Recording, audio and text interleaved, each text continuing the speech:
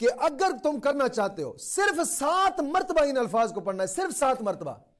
میں گارنٹی سے کہتا ہوں کہ اگر صرف 7 مرتبہ ان شرائط کے ساتھ صرف 7 مرتبہ اس عمل کو کر لیں، میں گارنٹی سے کہتا ہوں انشاءاللہ العزیز 5 منٹ کے اندر اندر آپ جس سے بھی محبت کرتے ہیں اس کی حالت دیکھنا، ایک کرشمہ آپ کو نظر آئے گا کہ 5 منٹ کے اندر اندر انشاءاللہ العزیز آپ کے قدموں میں حاضر ہوگا، بشرطے کہ ان شرائط کے ساتھ آپ کریں.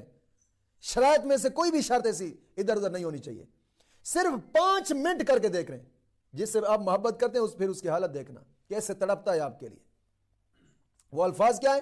حب العصر فی حب الجمعین، حب العصر فی حب الجمعین. 7 مرتبہ پڑھنا ہے، آنکھیں بند کر دینی ہے. یاد رکھیے گا، آنکھیں بند کر کے اس کا تصور ذہن میں رکھیں، اس کا تصور ذہن میں رکھ کر صرف 7 مرتبہ. اس کا کوئی ٹائم مقرر نہیں ہے، صبح کے ٹائم، زور کے ٹائم، عصر کے ٹائم، دن کے وقت، رات کے وقت، کسی بھی وقت آپ کر سکتے ہیں، کسی بھی وقت آپ کر سکتے ہیں.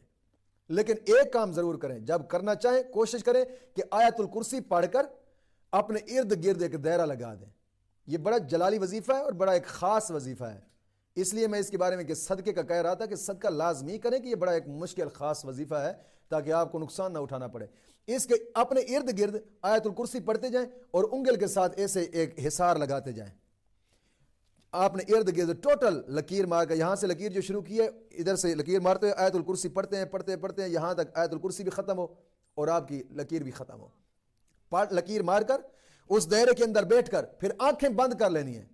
اول آخر کچھ بھی نہیں پڑھنا، آنکھیں بند کر کے اس کا تصور ذہن میں رکھ کر صرف اتنے الفاظ پڑھنے، حب العصر فی حب الجمعین. 7 مرتبہ پڑھنا، آنکھ نہیں کھولنی، بس کچھ کا کچھ ہو جائے، آنکھ بالکل ہی نہیں کھولنی. 7 مرتبہ پڑھیں.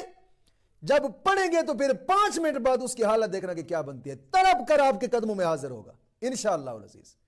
مولا کریم دین متین کی سمجھ عطا فرمائے.